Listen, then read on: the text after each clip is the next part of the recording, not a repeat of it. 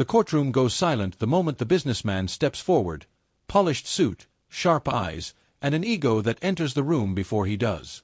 He isn't here to apologize. He isn't here to explain. He's here to win.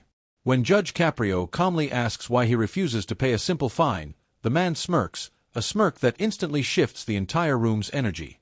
Gasps ripple across the benches. The tension spikes. Is this arrogance, ignorance, or something deeper?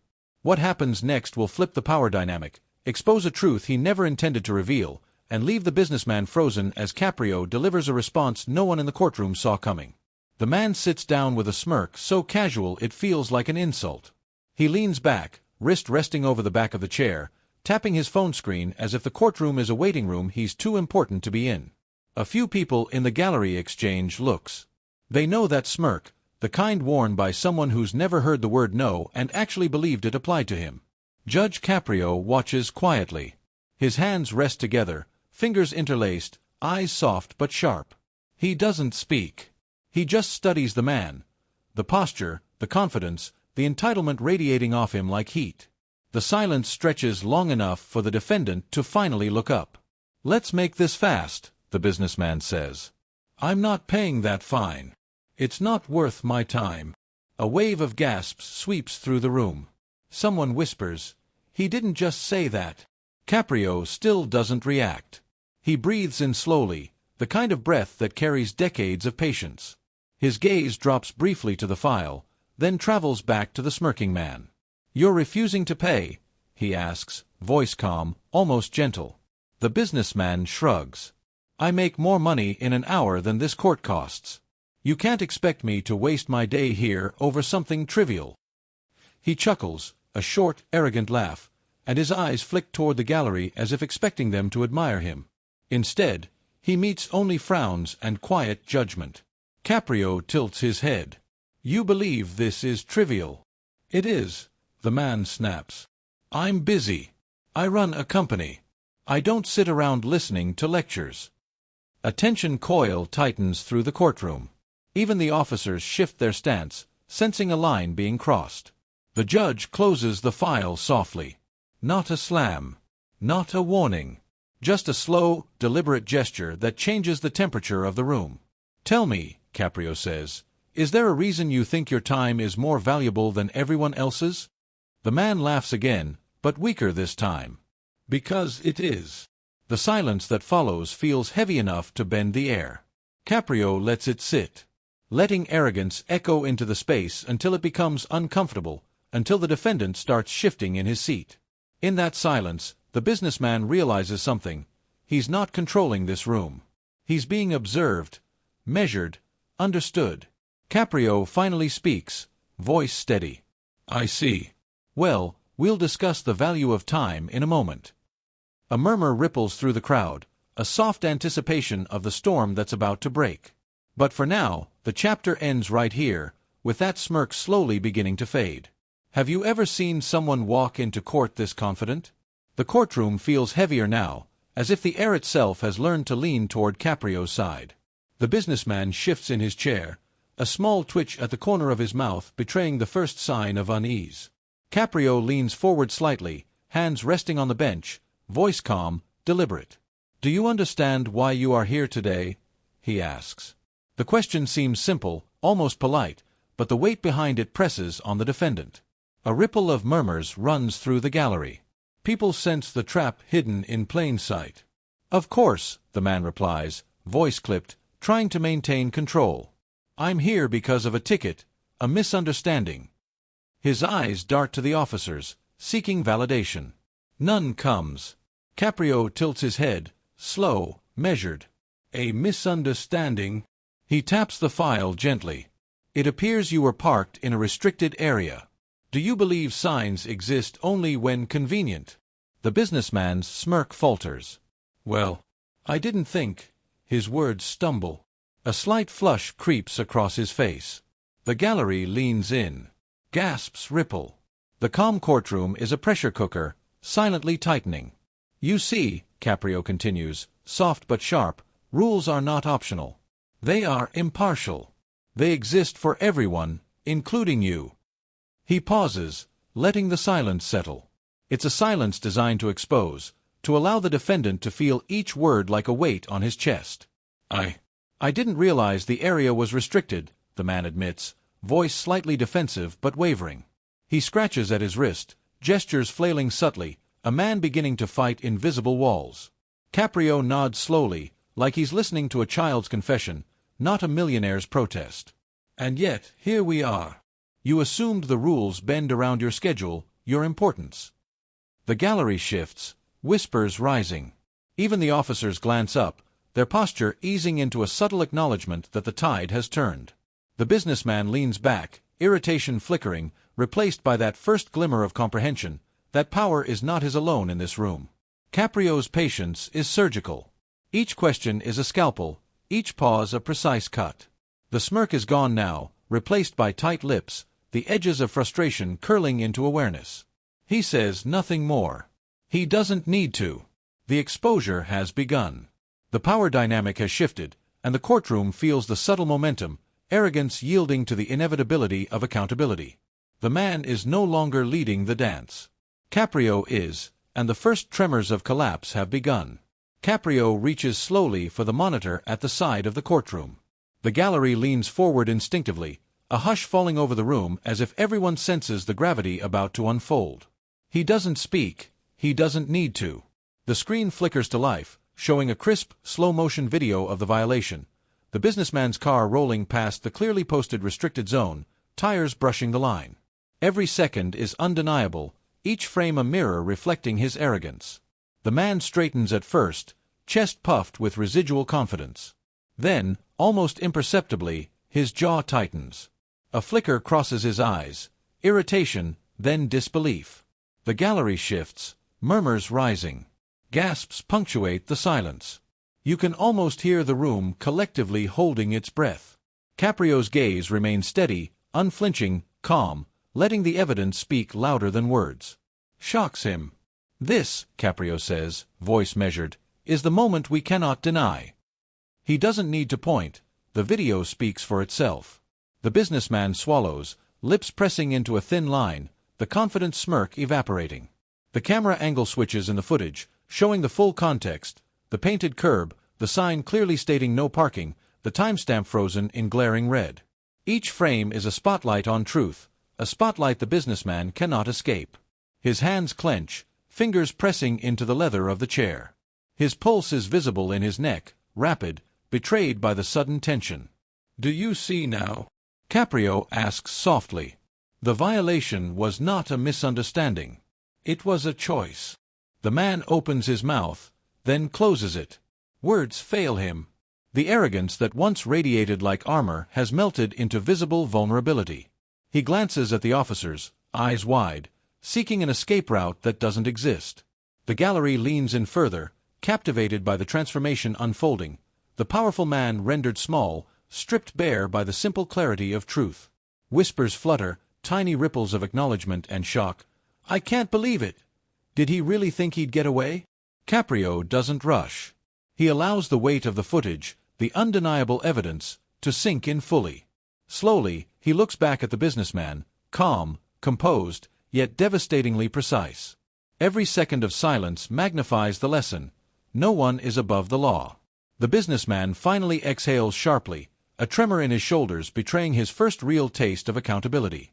His gaze drops to the floor, a man facing the mirror of his choices. The shift is complete. Control has left his hands, replaced by fear and reflection.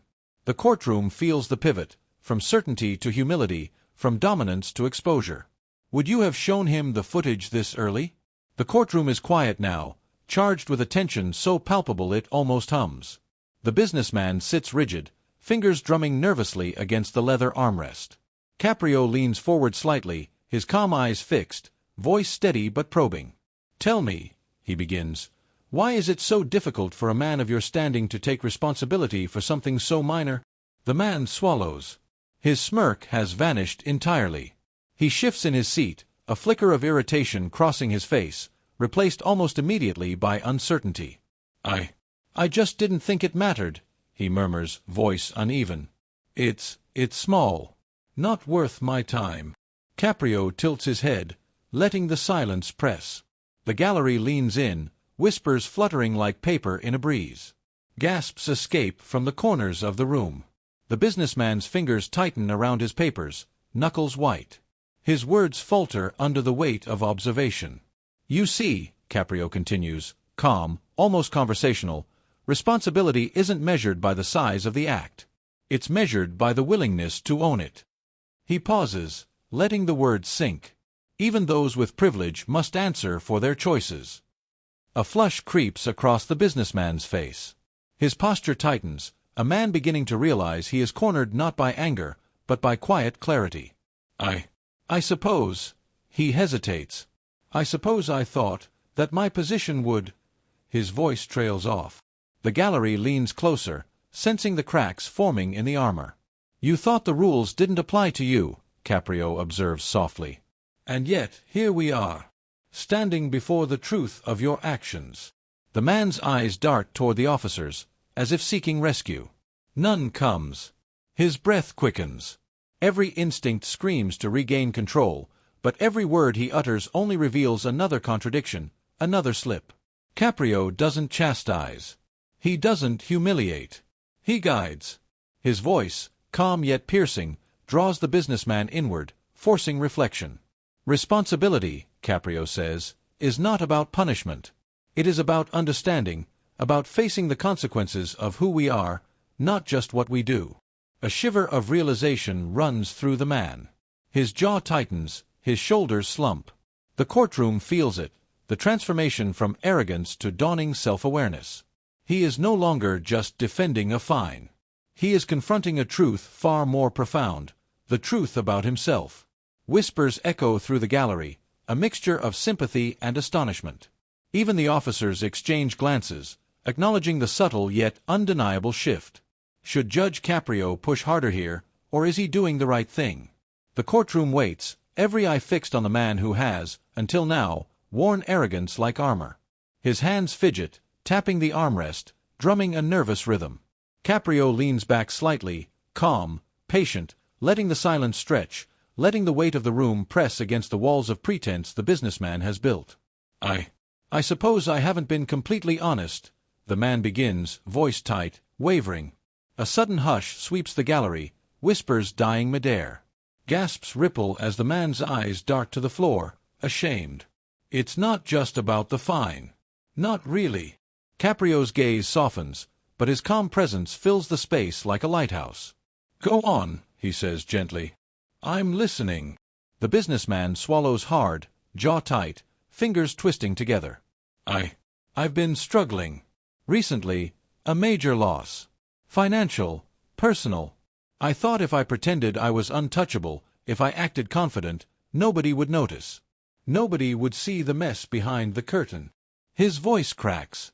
The words tumble out in a rush, each confession chipping away the last traces of bravado. The courtroom is still. Officers exchange glances. Even the regulars lean forward, caught in a fragile mix of shock and empathy. The gallery feels it, a man, powerful in appearance, utterly human in truth. The businessman's eyes glisten. "I wanted to hide. I wanted to protect my pride. But I can't even face a small ticket without lying to myself." Caprio nods slowly, silent for a moment, absorbing the revelation. He does not rush. He does not judge. He simply listens, letting the moment breathe, letting the vulnerability take its place at the center of the room. The weight of honesty, raw and unfiltered, fills the space. "You've carried a heavy burden," Caprio says softly, voice steady yet compassionate. "It's no small thing to admit fear, to admit fault, to admit that even those who seem untouchable are not immune to life's challenges." The businessman exhales sharply, shoulders sagging. The walls that shielded him crumble entirely. Tears well in his eyes. I thought I had to be strong, unshakable. But I see now. I was wrong. Not about the rules, but about myself." Whispers rise through the gallery again, this time softer, empathetic. The officers nod subtly, the spectators' faces reflect understanding. A transformation has begun, arrogance replaced by humility, fear replaced by honesty. Caprio leans slightly forward, eyes steady, voice calm yet imbued with quiet moral authority. Truth is difficult, he says, but it frees us. And now, you have taken the first step toward that freedom. The businessman nods slowly, wiping at the corner of his eyes. The courtroom exhales collectively, the tension now a poignant, shared recognition of humanity. For the first time, the man speaks not to defend himself, but to confront the man he truly is. The courtroom settles into a profound quiet, as if the walls themselves are leaning in to listen. The businessman sits forward, shoulders slumped, eyes fixed on Caprio. Gone is the smirk, gone the tension of defiance. In its place, a fragile openness, the kind that only comes when the weight of truth begins to sink in. Caprio's hands rest lightly on the bench. His voice, calm and steady, fills the room without raising. Life does not pause for hardship, he begins, eyes scanning the gallery, then returning to the man before him. We face challenges, losses, disappointments, and yet responsibility does not disappear. It waits for us, quietly, patiently. The businessman swallows, nodding slightly. His fingers twitch nervously, betraying a mix of guilt and understanding. The gallery shifts, the silence amplified by anticipation. Even the officers lean forward, sensing the gravity of the moment. Responsibility is not punishment, Caprio continues, soft but deliberate. It is ownership. Ownership of our actions, our decisions, and even our failures. When we own our mistakes, we do not weaken ourselves. We begin the process of healing, of growth. He pauses, letting the words settle like stones in the air. The man's jaw tightens, then relaxes slightly. His eyes flick to the floor, then back to Caprio. I see that now, he admits, voice low, hesitant.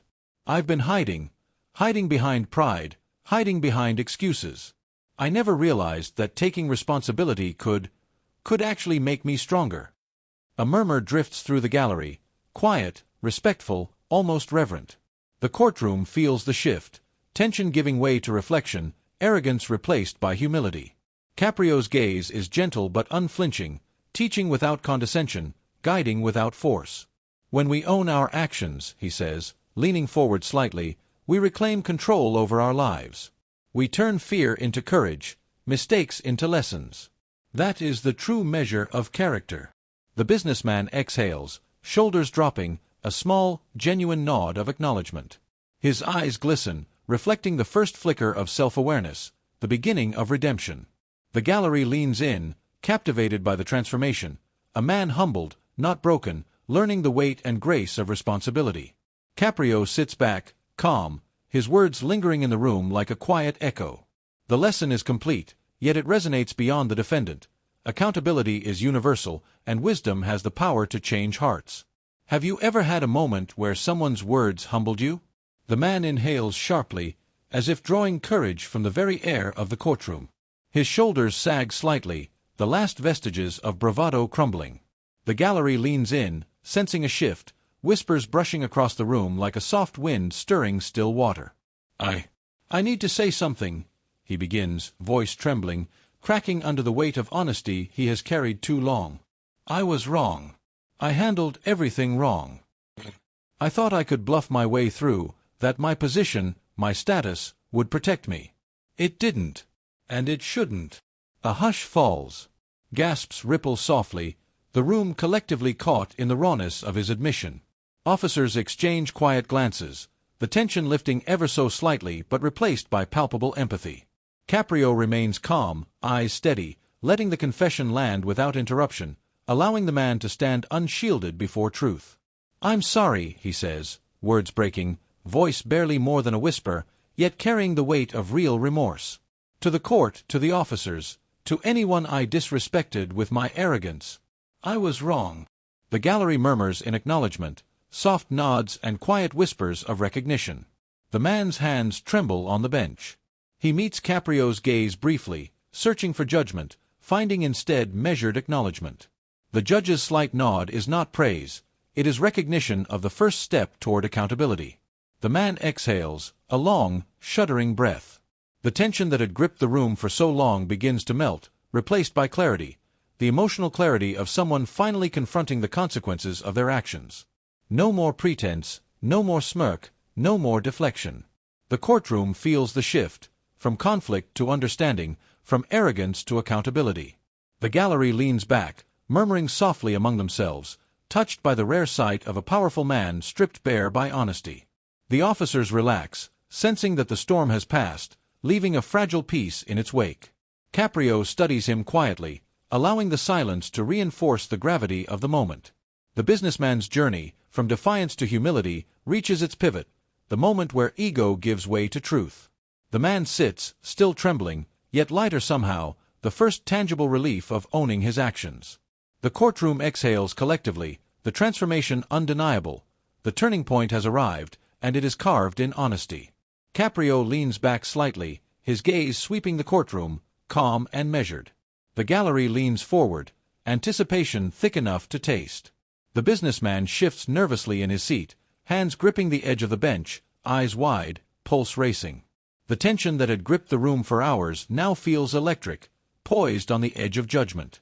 After hearing your words, your honesty, and seeing the courage it took to admit fault, Caprio begins, voice steady, deliberate, I have considered carefully what justice requires and what mercy allows. The courtroom falls silent. Gasps ripple softly as the audience senses the pivot. Something unexpected is coming. The businessman swallows, beads of sweat forming on his forehead, fingers twitching. Caprio continues, calm yet commanding, You have faced the consequences of your actions not just through fear of a fine, but through the exposure of truth and reflection. That, in itself, is punishment enough. And yet, the law also demands learning, growth, and responsibility. The businessman's jaw drops slightly. Relief flickers in his eyes, mingled with disbelief. Whispers ripple through the gallery. The officers exchange subtle, astonished glances. Caprio lets the silence stretch, letting the weight of the moment settle on every witness, every spectator. Therefore, Caprio says, pausing deliberately, I will not impose the fine today. Instead, I ask that you dedicate time to your community, to make amends in a tangible way, and to use this lesson to guide others.